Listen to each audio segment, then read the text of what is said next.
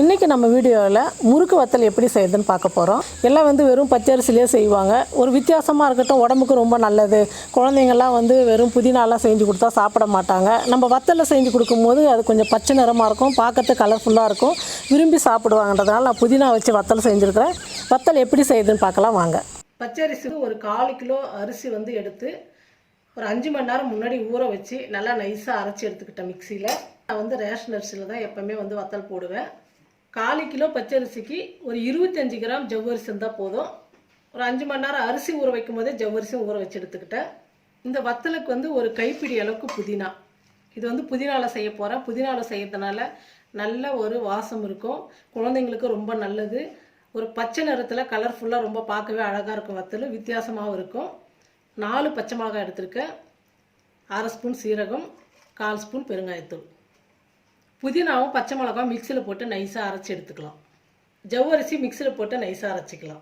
வேகத்துக்கு ரொம்ப லேட் ஆகும், அதனால் இந்த மிக்சியில் அரைச்சிக்கிட்டால் மாவோடு சேர்த்து கலந்துக்கலாம். பாருங்கள், நான் 1/4 கிலோ அரிசி 1/4 கிலோ அளவு டம்ளரில் தான் அரிசி போட்டேன். அதே அளவில் 3 டம்ளர் தண்ணி வச்சுருக்கிறேன். தண்ணி நல்லா கொதிக்கட்டும். ஜவ்வரிசி அரைச்சி எடுத்துக்கிட்டேன். இப்போ அதை ஊற்றிக்கலாம். நல்லா கலந்து விட்டுடுங்க. இப்போ இது கூடவே சீரகம் சேர்த்துக்கிறேன், பெருங்காயத்தூள், புதினா பச்சை மிளகாய் அரைச்சி எடுத்து வச்சுருக்கிறேன், அதையும் சேர்த்துக்கிறேன். சால்ட்டு 1 ஸ்பூன் சேர்த்துக்கிறேன்.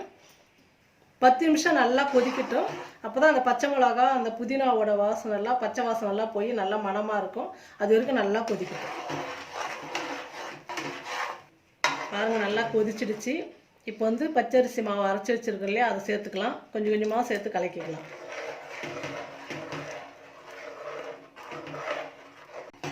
பாருங்கள், எல்லா மாவும் சேர்த்துட்டு நல்லா கலந்து விடலாம். உருண்டை பிடிக்காமல் நல்லா கலந்து விட்டணும். மாவு அங்கங்கே கட்டி பிடிச்சிருச்சுன்னா அப்புறம் முறுக்கு குழாய் விடும் போது கஷ்டமாக இருக்கும். ஸ்டவ் கம்மி பண்ணிவிட்டு அப்படியே அந்த கம்மி தீயிலேயே மாவு நல்லா வேகட்டும். ஒரு 10 நிமிஷம் நல்லா வேகட்டும். பாருங்கள், புதினா வத்தல் கஞ்சி கட்டியாகிடுச்சு. பாருங்கள், முறுக்கு வத்தல் விடுறதுக்கு தேவையான அளவுக்கு கட்டியாகிடுச்சு. இப்போ நம்ம ஸ்டவ் ஆஃப் பண்ணிடலாம். கொஞ்ச நேரம் அப்படியே இருக்கட்டும். அதுக்கப்புறம் நம்ம வேறு பாத்திரத்தில் மாற்றி சூடாகட்டும் முறுக்கு சுற்றிக்கலாம். பாருங்கள், புதினா வத்தலுக்கு மாவு ரெடி பண்ணிட்டோம். இப்போ முறுக்களால் நம்ம முறுக்கு சுற்றிக்கலாம். நல்லா சூடு ஆறிடுச்சு. இந்த மாதிரி 3 ஹோல்ஸ் இருக்கிற மாதிரி நட்சத்திரம் மாதிரி இருக்கிற தட்டு போட்டுக்கலாம். கொழுக்கட்டை மாதிரி நல்லா கையில் உருட்டிக்கிட்டு முறுக்குழாயில் போட்டு நம்ம இப்போ முறுக்கு சுற்றிக்கலாம். நல்லா சின்ன சின்னதாக அழகாக முறுக்கு சுற்றிக்கலாம். பாருங்கள், நல்லா சூப்பராக வந்துருக்கு பாருங்கள். இதே மாதிரி எல்லா முறுக்கும் சுற்றிக்கலாம். புதினா போட்டதுனால ரொம்ப நல்லாயிருக்கும்.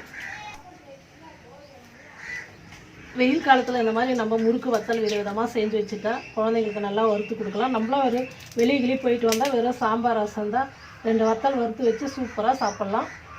பாருங்கள், எவ்வளோ அழகாக வந்திருக்கு. நல்லா கலராக பத்தியாக பார்க்கவே சூப்பராக இருக்குது. இப்போ எல்லா வத்தலுமே நான் சுற்றிக்கிறேன்.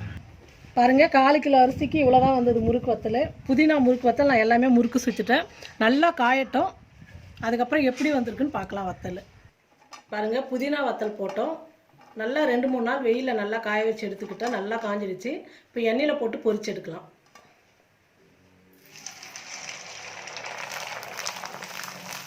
சூப்பராக வந்திருக்கு பாருங்கள். எண்ணெயில் போட்ட உடனே அப்படியே மேலே வருது. நல்லா வந்திருக்கு. இது எவ்வளோ பெருசாக வந்திருக்கு பாருங்கள். புதினாவில் செஞ்ச வத்தல் செம்மையாக வந்திருக்கு, சூப்பராக. ஒரு 2 வத்தல் இருந்தால் போதும், நமக்கு சாதத்துக்கு சாப்பிட்டுக்கலாம் கூட. ரொம்ப நல்லாயிருக்கும். ஒரே மாதிரி வெறும் பச்சரிசி மாவுலேயே வத்தல் செய்கிறத விட இந்த மாதிரி நம்ம புதினா கொத்தமல்லி இந்த மாதிரிலாம் விதவிதமாக நம்ம செய்யும் போது சாப்பிட்றதுக்கு உடம்புக்கு ரொம்ப நல்லது.